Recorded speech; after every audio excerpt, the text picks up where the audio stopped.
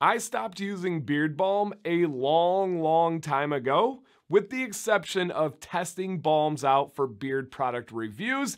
But when I have to do that, I'm not happy. It's not something that I enjoy, but I get through it so I can express to you guys what that specific product is like. I want to be super clear about this though. I do believe that beard balm has a place in the beard game, in the beard care market. Beard balm is primarily for styling and hold and part nourishment. Now, the spot where I believe it fits the best is for guys with shorter beards that want to control their flyaways, that want to lock in their style for the day, maybe get through the awkward phase, maybe get that poofiness or frizziness down. That is what beard balm is for. Now, I do not use beard balm. Summary, this is like cutting to the chase, getting to the end of the video right now, is because I have a longer beard that does not need any help from styling with heavy wax products.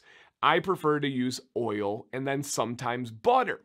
Now, I use butter at night, but that's not for the styling or hold or anything like that. That's just pure nourishment. I believe for my style of beard, my size of beard, butter can do everything that balm can, but just better. Now, there are some other specific details of why I do not like to use balm, and I do not use balm unless I have to, and I'm going to break those down in the video today. And if you guys are new here, thank you for checking this channel out. Thank you for checking the video out. My name is Dan C. Bearded. I hope that you consider subscribing and staying with this channel. I do think it could help out your beard, and thank you to anybody else that is subscribed, that is coming back. You guys are absolutely awesome.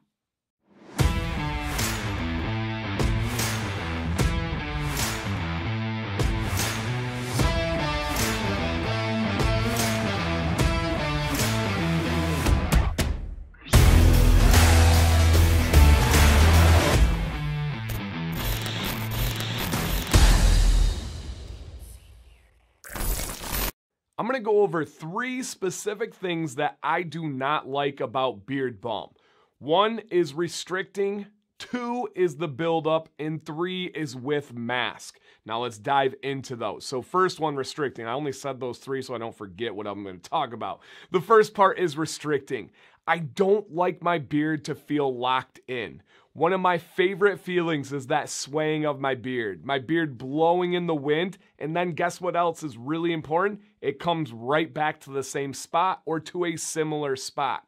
If you have beard balm in and you get a wicked gust of wind or you hit your beard, guess what? It's gonna stay in that new location, in that new style, because that's the job of balm, to hold it where it is at. When you don't have that restricting feel, it just moves, it's just free, and it generally comes back to the way that you had it. Now, it might not be perfect, but that's the idea of a beard. It's gonna teach you that it doesn't have to be perfect. It's gonna teach you that patient side of it. So a big aspect that I dislike about beard balm at this length of a beard is that restricting feel. Now, the second thing that I dislike is the buildup of wax. I do not live a super sweaty lifestyle. I live in Michigan where we have pretty mild temperatures. I don't go out and run. I don't go out and get crazy sweaty. If I do, I wash my beard. If you guys get sweaty, if you get dirty, wash your beard. But when I'm teaching, when I'm at home, I like air conditioning. I like those aspects. And if I can avoid washing my beard, I try to. I really enjoy throwing in rinse days. If you use something like beard balm that has a heavy wax concentration, you need to wash your beard. When you don't, that balm is going to add up. That wax, that buildup is going to add up. It's going to prevent you from getting products to where they need to go, and it can cause more problems like beard acne down the road, beard drift, all sorts of things that you don't want. The way you get rid of it's pretty simple. You wash your beard. But I try to not wash my beard when I don't have to, and by simply adding in that balm, you're adding that to the number. That's another issue. Number 3 is right now with my job as a public teacher, we are required to wear masks. I also coach currently right after school, and we have to wear masks. Now, again, we're not having a debate about masks, this, that. Please be respectful of the channel, not discuss those things, but I have to keep my job. I do not like to wear balm. I do not encourage you to wear balm underneath a mask because what it's going to do is suffocate the beard, suffocate the skin, and lead to some of those problems that we just talked about, like beard pimples. It also has the ability to stunt the growth of your beard. So I do not want all of that wax, all of that balm underneath a mask already, where it's not going to allow oxygen, blood flow to get to where we need it. To me, that is a big problem. And again, I am required to wear that mask. So it's not something where you can even say, well, just don't wear it. Well, then I would get fired. And I love teaching. I love having insurance and income for my family on a regular basis. So those are 3 things to me that are a big no-no when it comes to balm.